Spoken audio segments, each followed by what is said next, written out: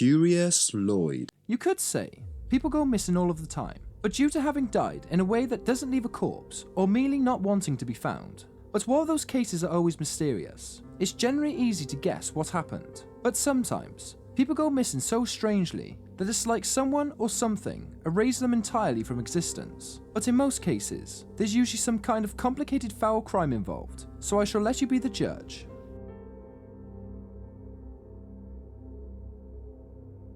The wife of a Scientology leader vanishes from public view under bizarre circumstances. Michele Shelly Miscavige had a very unusual life. She was raised on a boat as a servant to a rich and powerful man, and eventually married another young man at the age of 21. It's also probably relevant to point out, the boat was Scientology's notorious Sea Org. The man she served was L. Ron Hubbard, and the man she married was David Miscavige, who is the current leader of the Church of Scientology. As First Lady of the world's famous space club, Shelly had duties that reportedly included handling Tom Cruise, trying to rule in his crazy and allegedly hand-picking Katie Holmes to be his bride. She oversaw the renovations to Cruise's mansion, and even ran the church itself whilst David was away on other business. But for a woman of such a high profile, it seems awfully strange that no one had seen or heard from Shelly since August of 2007.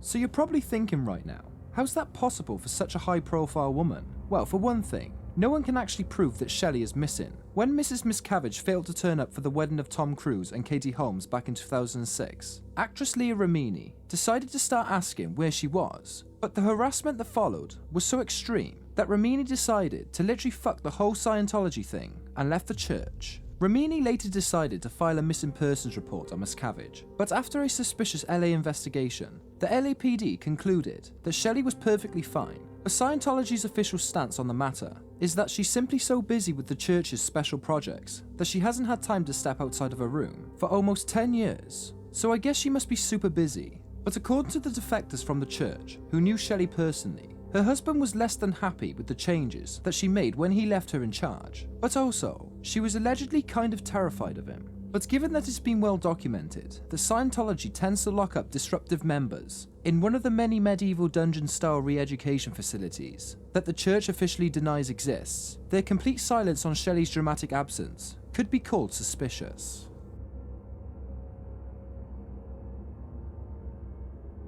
A woman vanishes after a car accident, but leaves a creepy message the next day.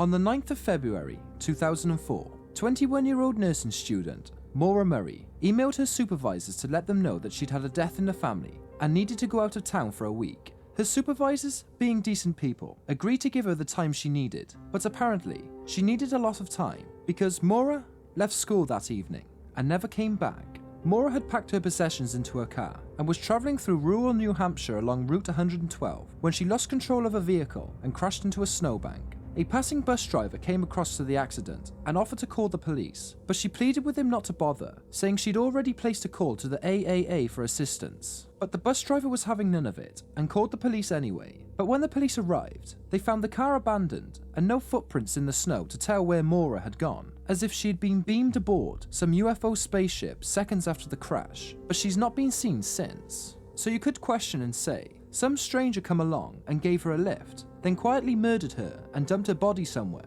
Well, the facts leading up to Maura's disappearance more closely resembles a horror movie like It Follows than a missing person case. But first of all, if there was a death in the family, it must have been a quite obscure relative because no one else in her family seemed to know about it. Then there's how her behaviour became more erratic leading up to the disappearance. Several days earlier, the normal upbeat Maura had a complete breakdown at work and refused to explain what it was about. And 48 hours before she vanished, she borrowed her father's car and crashed it into a wall in the middle of the night. But at least one investigator believes that she drove up to the mountains the day she disappeared in order to commit suicide. But there's no conclusive evidence to support any scenario like that, so Maura literally just disappeared. But as it turns out, she never did call the AAA on the day that she was last seen. For whatever reason, she didn't want authorities to know she had driven her car into a snowbank. But the creepiest detail of them all came after the disappearance. Less than 24 hours after she vanished into the snow, Maura's boyfriend received a voicemail that consisted of nothing but sound of what he believes is Maura sobbing.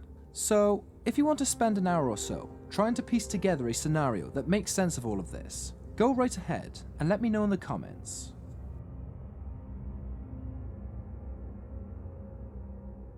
A college student goes missing, but keeps getting sighted like Bigfoot.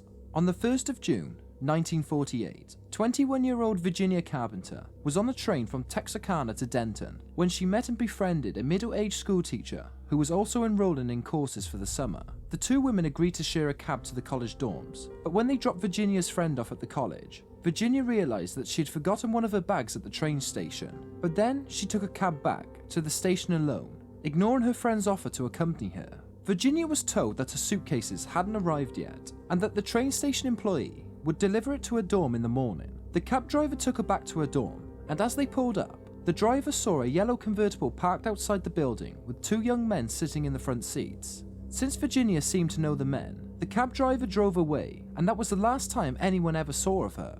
But that's not quite so accurate. Sightings of the women matching Virginia's description continued for days after her supposed disappearance. She was spotted with two men in a yellow convertible at a petrol station in Aubrey, which was 10 miles from where she was last seen. But later, an Arkansas bus station ticket agent saw a woman matching her description get off the bus from Texarkana on the 11th of June. But the woman asked about local hotels and then hung around the station for a while, whilst biting her lip, looking around the doors, and generally going out of her way to act as suspicious as possible. She met up with an unknown man and walked out of the station only moments before someone called to ask if Miss Virginia Carpenter was there. The last sighting was on the side of a highway outside Chino, Texas, where she was dirty, hungry, and hitchhiking. She told the group who picked her up that her name was Virginia and that she had run away, but unfortunately, none of them actually knew who she was until they saw her case on the news much later. But 3 of Virginia's friends became victims of a serial killer called the Texarkana Phantom. The Phantom was never caught, but the police investigation concluded that there was probably no connection between the killings and Virginia's bizarrely prolonged disappearance, which is actually weirder if true. Unless, of course, Virginia was the Texarkana Phantom, which is probably a reasonable theory at this point. So what's your thoughts about this case, guys?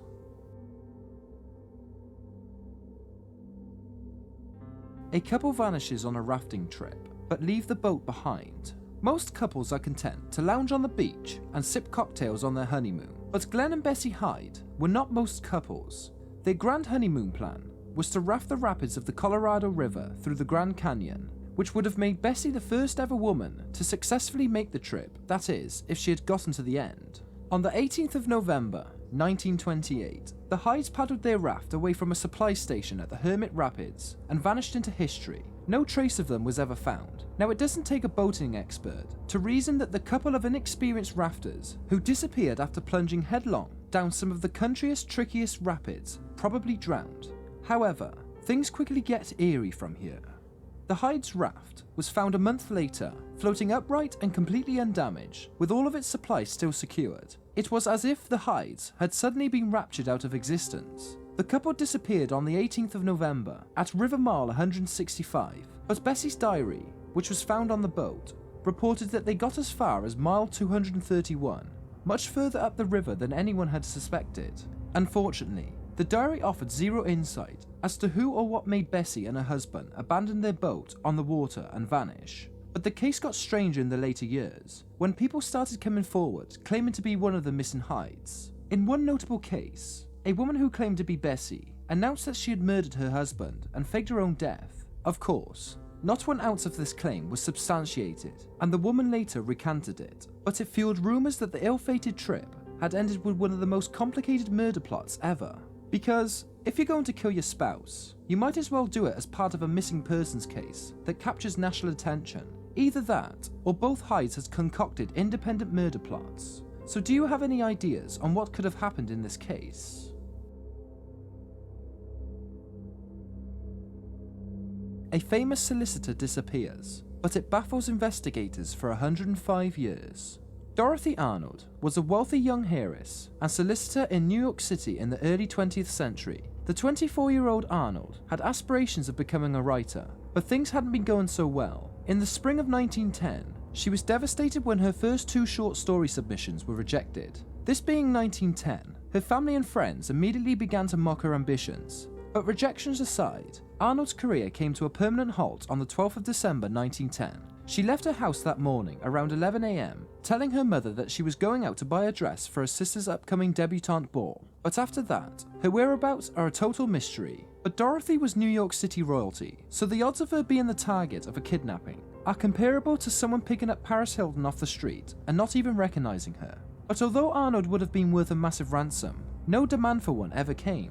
But then, there's the matter of her parents' behaviour after the fact. Whilst most parents would be flipping their world upside down if their kid was suddenly kidnapped, Dorothy's parents went out of their way to act as suspiciously as possible. A friend who called the house for Dorothy that night was told that she was upstairs sleeping, when in truth, she'd already disappeared. The family didn't even bother to report her missing until she'd been gone for 6 weeks. And when her family finally did report her disappearance, it wasn't to the police. They told their lawyer, who came over and contaminated the hell out of Arnold's home and potential crime scene before the police had even chanced to investigate anything.